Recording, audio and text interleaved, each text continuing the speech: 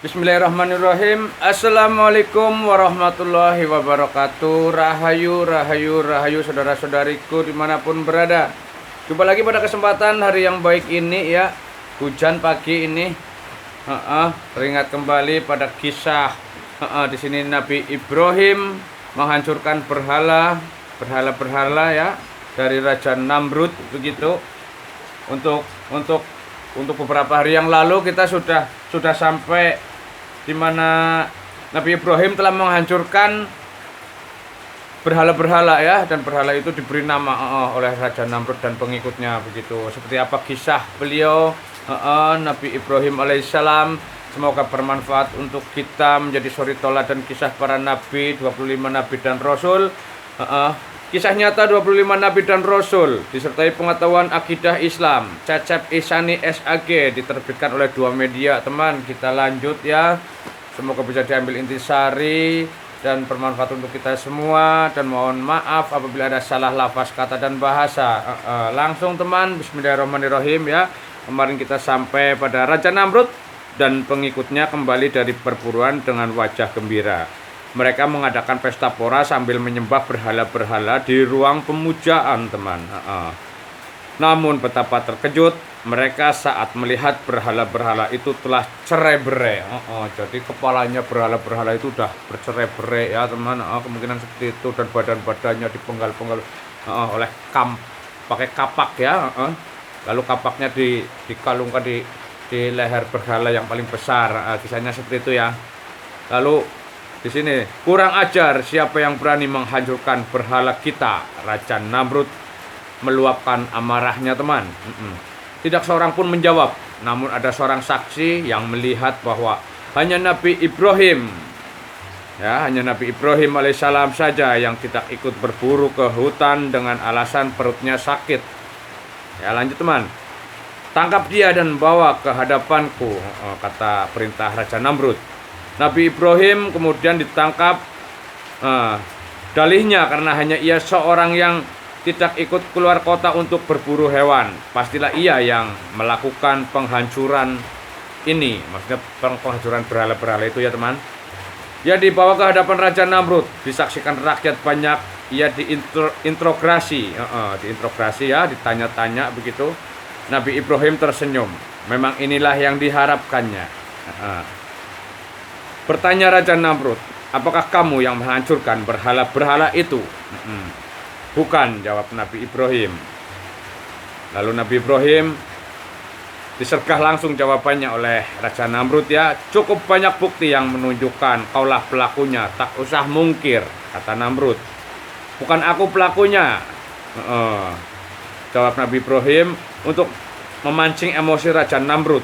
Ia ingin mengajak dialog raja itu. Gitu teman ya. Baiklah, kata Raja Namrud. Baiklah, Raja Namrud, kata Nabi Ibrahim nih. Nabi Ibrahim lalu melanjutkan. Saya punya pikiran, kamu juga punya pikiran. Kalau kau mencari siapa pelaku penghancuran berhala-berhala itu, maka tanyakanlah kepada berhala yang paling besar itu. Bukankah kapak itu menggantung di lehernya? Berarti berhala paling besar itulah pelakunya. Itu kata Nabi Ibrahim alaihissalam, teman. Raja Namrud berang mendengar ucapan itu ya, marah. Hai Ibrahim, kau sungguh bodoh. Di mana otakmu? Masa patung itu aku harus bertanya ya? Saya ajak bicara, mana mungkin dia bisa bicara? Kata Raja Namrud, teman.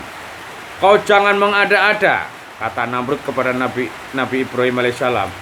Lalu Nabi menjawab, hai Raja Namrud, kata Nabi Ibrahim nih dengan lantangnya.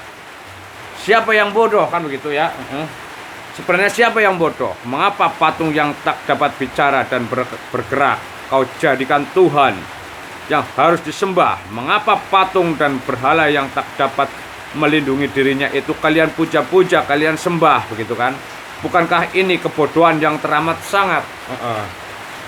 Raja Namrud dan pengikutnya terdiam mendengar jawaban Nabi Ibrahim alaihissalam itu ya. Sebagian masyarakat yang akalnya sehat membenarkan ucapan Nabi Ibrahim. Namun mana berani mereka angkat bicara, sementara Raja Namrud dan pengikutnya tak dapat membantah, teman. Banyak amarah yang timbul di hatinya, dan langsung Raja Namrud memerintahkan tentaranya agar Nabi Ibrahim alaihissalam untuk ditangkap dan diikat. Apa hukuman yang pantas dijatuhkan untuknya? Tanya Raja Namrud kepada para penasehatnya. Bakar saja dia sampai mati, jawab para penasehat kerajaan. Nah, bagaimana teman ya? Lalu disinilah nanti akan mukjizatnya ya, luar biasa kisahnya. Kayu-kayu segera dikumpulkan, Nabi Ibrahim diletakkan di atasnya dalam keadaan terikat, kemudian dibakarlah ia hingga kayu yang bertumpuk-tumpuk itu habis terbakar. Raja Namrud dan rakyatnya mengira Nabi Ibrahim akan hangus menjadi abu, namun setelah api itu padam, Ibrahim masih segar bugar. Itulah mukjizat Nabi Ibrahim, tak mempan dibakar api, mempan terbakar ya. Lalu dialog Nabi Ibrahim dengan Raja Namrud. Sesudah kejadian itu, jadi pastinya takut ya Raja Namrud dengan keajaiban mukjizatnya tidak mempan dibakar begitu. Sesudah Ibrahim dibakar tidak mati, sebenarnya banyak rakyat yang mau mengikuti ajarannya teman. Tapi karena takut pada ancaman Raja Namrud, maka mereka masih banyak yang kafir. Nabi Ibrahim pun meneruskan dakwahnya untuk mengajak manusia hanya menyembah Allah. Hal ini membuat murka Raja Namrud. Suatu hari Nabi Ibrahim dipanggil menghadap ke istana Raja Namrud. Engkau telah menyebarkan fitnah yang jahat sekali, kata Raja Namrud. Adakah Tuhan selain aku? Akulah Tuhan yang harus kamu sembah. Aku dapat mengatur dan merusak segala-galanya. Siapa yang lebih tinggi kekuasaannya daripada aku? Jadi Raja Namrud mengakui dirinya Tuhan teman. Hukum yang kutetapkan, meski berlaku, keputusanku pasti berjalan. Semua orang tunduk kepadaku. Mengapa kau menentangku? Dengan tenang Nabi Ibrahim menjawab, Tuhanku adalah Allah. Dialah yang kusembah. Dia telah menciptakan kamu dan aku yang asalnya tidak ada. Ia sanggup mematikan dan menghidupkan siapa saja yang dikehendakinya. Ia adalah pencipta langit dan bumi. Raja Namrud menyanggah jawaban Nabi Ibrahim itu dengan pendapatnya yang konyol maksudnya. Aku juga menghidupkan dan mematikan. Benarkah? Tanya Nabi Ibrahim. Raja Namrud kemudian memerintahkan pengawal untuk mengeluarkan 2 orang narapidana. Oke. Kemudian Namrud mengambil pedang. Setelah seseorang dari narapidana itu dibunuh ya sampai mati, seorang lagi diampuni, dibiarkan hidup. Lalu Namrud berkata, begitulah caranya aku menghidupkan dan mematikan. Wah, itu mah keji ya, tidak berperi kemanusiaan ya teman, pembunuhan itu.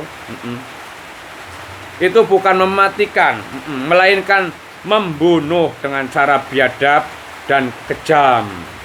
Kata Ibrahim, Tuhanku bisa menjalankan matahari dari timur ke barat jika kau memang berkuasa Namrud. Cobalah kau jalankan matahari itu dari barat ke timur. Itu tantangan Nabi Ibrahim alaihissalam ya. Raja Namrud terbungkam, tak bisa bicara. Tantangan Nabi Ibrahim benar-benar membuatnya keok, malu.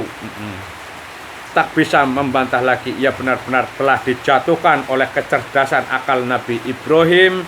Sejak saat itu Namrud menganggap Nabi Ibrahim sebagai musuh besarnya. Lalu Nabi Ibrahim hijrah ke Mesir karena sudah tidak aman ya dari ancaman-ancaman dari Raja Namrud.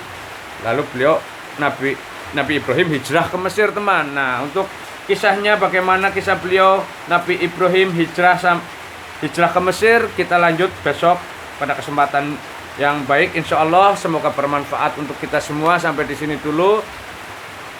Apabila ada salah kata, lafaz dan bahasa, mohon maaf yang sebesar-besarnya teman-teman. Semoga bermanfaat untuk kita semua. Amin amin amin. Terima kasih. Rahayu rahayu rahayu, kinayungan panjang umur, rezeki berkah melimpah barokah. Assalamualaikum warahmatullahi wabarakatuh.